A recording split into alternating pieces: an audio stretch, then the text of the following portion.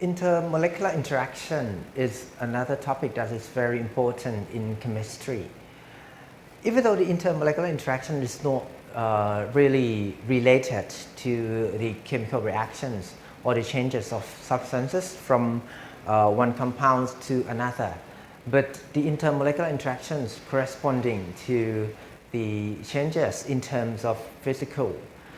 So actually every physical properties of compounds, like the states of matter, gaseous, liquid, solid, thing like that, and also the melting point and boiling point, which is related to the state of matter, and also the solubility. One compound can be dissolved into water or not, or have to be dissolved into organic phases, like organic solvents, for example. So these kind of physical properties is closely related to the intermolecular interactions.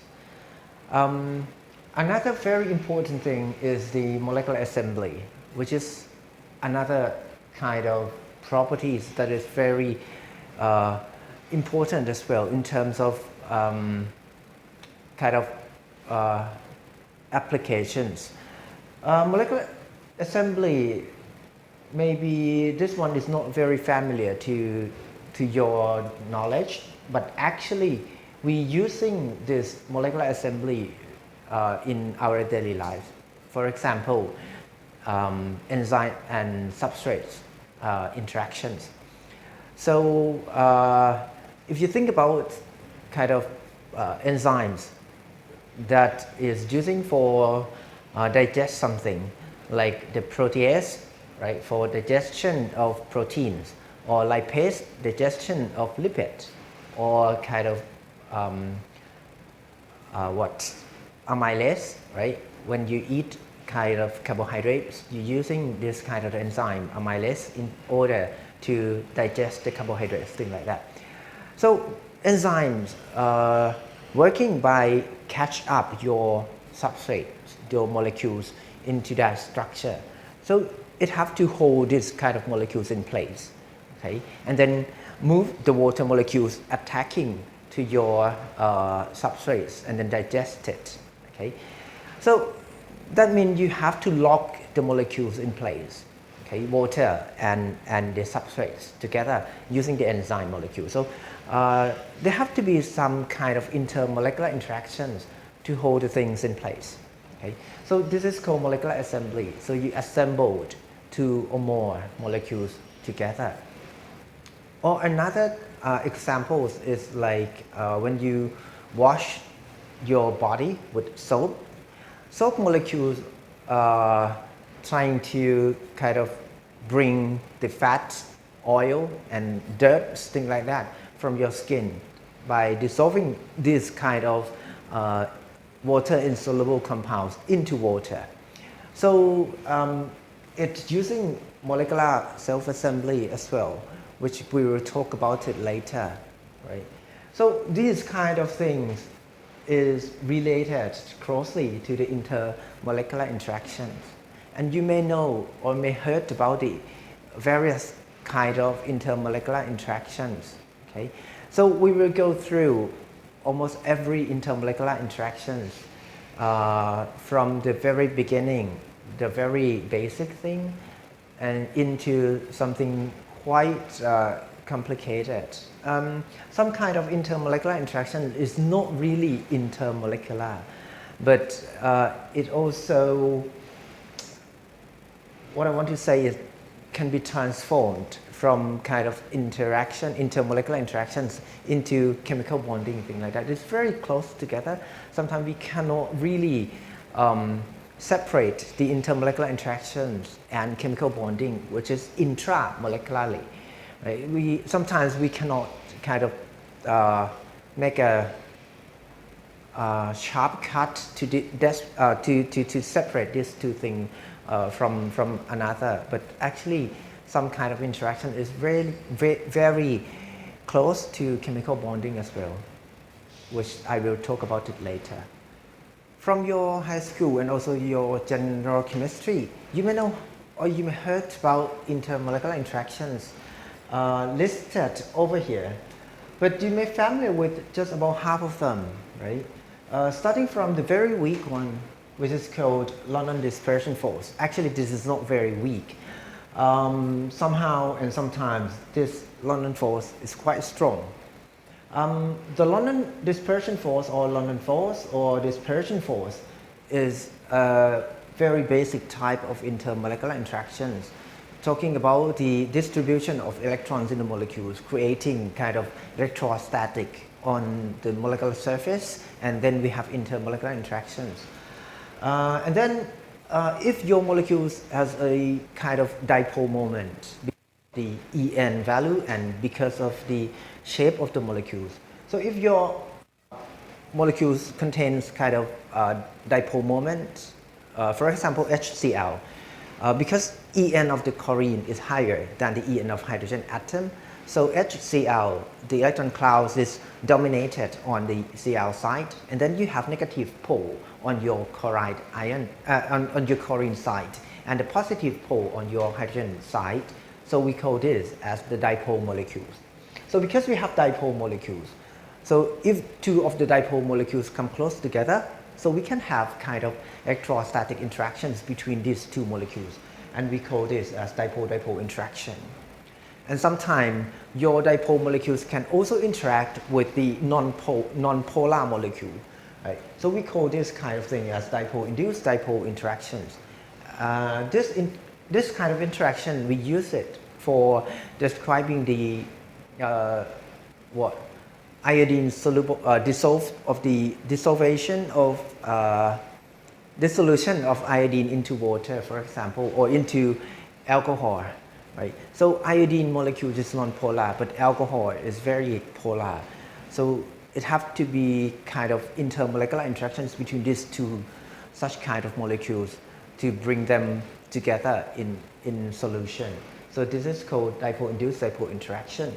And then we have also ion dipole interaction, which is very simple, because when you dissolve ion into water, for example, sodium chloride, right? So if you dissolve sodium chloride into water, the sodium chloride dissociated to be sodium ion and chloride ion.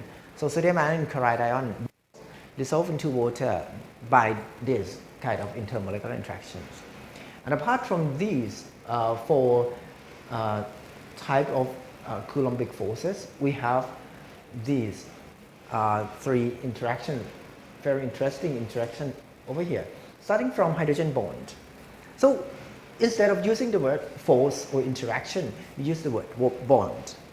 So this kind of interaction is very close to chemical bonding, to covalent bonding. So we call this as hydrogen bond. Right? And I'll talk about it in detail afterwards. So basically, in general chemistry, we will talk only these 5 intermolecular interactions. But apart from these 5 intermolecular interactions, we also have other type of intermolecular interactions, namely halogen bonds and also pi interactions. So halogen bonds is about the interactions using halogen atom in the molecule. So as I use S and that here for the bonds, that means we can categorize this halogen bond into subcategories, and also pi interactions. So these using pi bond or pi orbits. Okay. So if we talk about the hybridization theory, we know about the pi system. Right? Using these kind of pi systems, or in molecular orbitals theory, we also have pi orbitals. So interactions regarding these pi orbitals are called pi interactions, and we have some categories of pi interactions as well. But anyway, these two is quite difficult, and we have to use very deep bond theories in order to describe these two type of intermolecular interactions. So normally these two interactions we are just excluded in our in the general chemistry.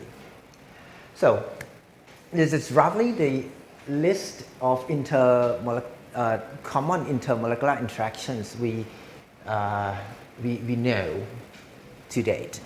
So intermolecular interactions is dated back in 1873, so several hundred years ago, right?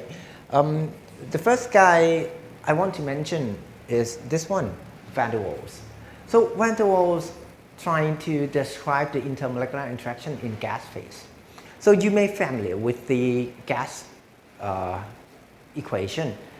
So gas equation is like we have PV equal to nRT. This is ideal gas law. But the real gas is not ideal gas. So if you want to put the pressure, volume, mole, and temperature of the real gas into this equation, you have to kind of adjust something, adjust some variables to fit your real gas into the ideal gas. So first of all, we have to think about the assumption of the ideal gas. Because normally, if you think about the solid, the solid is kind of packing of the molecules. You may think about the ionic crystal or metallic crystal, right? So we have kind of atoms, then they packed very close together. So approximately, we can say that the volume of the bulk solid is the summation of the volume of the molecules, right? But when you kind of evaporate your matter into gas phase, so the molecules stay very far apart from each other, right? So it's about several 10,000 times expansion. For example, if you have like water, 1 mole of water is 18 mil, is 18 gram or 18 milliliter, right? So if you have 18 mil of water, liquid water, and then you disperse the molecules of water into gas phase by boiling it, right? Or just let it evaporate, things like that. So 1 mole of water in gas phase, STP, the volume would be 22 liter, right? 22.4 liter. So instead of 18 milliliter, it expanded to be 22 point something liter. So it's 22,000, right? So that means you kind of expand the matter to about 1,000 times, over 1,000 times. So as you can see, that the volume of your matter is not equal to 18 mil, right? It expanded. So the volume of the gas is actually the empty volume, right? It is the intermolecular space, right? And if you just want to exclude the molecular volume, right?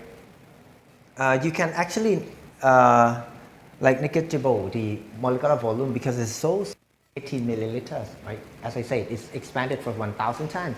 So if I were a molecule of water, and I have friends, molecules of water, right? So when we expand it, it's like we are stay apart from each other for about 1 kilometer, things like that. So there are two very important assumptions here. First of all, we have no interaction because we are so far apart, far away from each other. And secondly, the molecular volume can be calculated as 0. So in ideal gas, we call the molecule as dot molecules. So we have no dimension, we have no volume, things like that. So that's the difference between the real gas and the ideal gas. So if you want to calculate the PV and RT for the real gas, you have to adjust something. So first of all, because the volume of the real gas, you have molecular volume included as well. So that means approximately the volume of the real gas is bigger than the volume of the ideal gas because you have a molecular volume. So if you have the volume of the real gas and you want to put it here into the ideal gas law, you have to exclude the molecular volume. So instead of using V, we use V minus NB. So B is called molecular volume because it's the volume of the molecules that we have to get rid of it, right? And then fit the volume of the real gas into the ideal gas law, okay? But if you have the number of mole n, right? So you have to multiply the volume of the molecules with the number of moles here as well. Another thing, as I say, that we have interactions, right? So if you think about the vapor pressure, so in vapor pressure we have, if you think about the water vapor, right? So water vapor actually, even though they are quite far apart from each other, right? But by the movement of molecules, sometimes they come closer together and things like that. So we have interactions, and the water vapor, we have quite a strong interaction as well because water is a very high dipole molecule, right? And also it can have the hydrogen bonding with the friends, right? with other molecules. So with intermolecular interactions, that means normally pressure is raised up by the collision of the molecules. So if you have intermolecular interaction, right? So molecules tends to move slower because you have kind of intermolecular interactions, right? So the movement is retarded by the intermolecular interactions. So pressure is dropped comparing with the ideal gas, right? So to compensate this kind of intermolecular interactions, normally P, we have to adjust up with the value that compensate the intermolecular interactions here. So the intermolecular interactions, almost every intermolecular interactions can be described by the electrostatic force, right? The Coulombic force, because everything here is about the polarity of the molecules. So the Coulombic force, as you know, that depends on F equal to KQQ divided by R squared. Right? So it's the interaction between you and me. I interact you and you interact me, things like that. So it depends on the concentration, which is N over V, mole per liter, right? But because I attack you, you attack me, then we have to square of this. So this is called Van der Waals equation, using for the gas, the real gas. So this is the equation, and B is called excluded volume, right? So is the molecular volume actually. It refer to the molecular volume. And here A is refer to the intermolecular forces. So this comes the terms Van der Waals force. So Van der Waals force is actually the intermolecular interactions, right?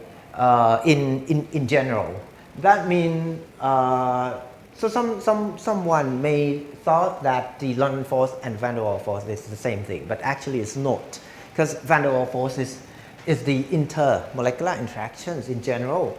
That means in like I just said, right? We talking about the water vapor. So water vapor can have both London force, dipole-dipole interaction, and also hydrogen bonding. So all of these are intermolecular interactions of water vapor, which is included here within A, right? So the Van der Waals force, or A here, includes the hydrogen bonds of the water, dipole-dipole interaction of the water molecules, and also the London dispersion force of the water as well. So that means the Van der Waals force is the intermolecular interactions in general. Now, we're going to look closer into details from the very beginning. London force goes through the whole list of it, okay, in the next video.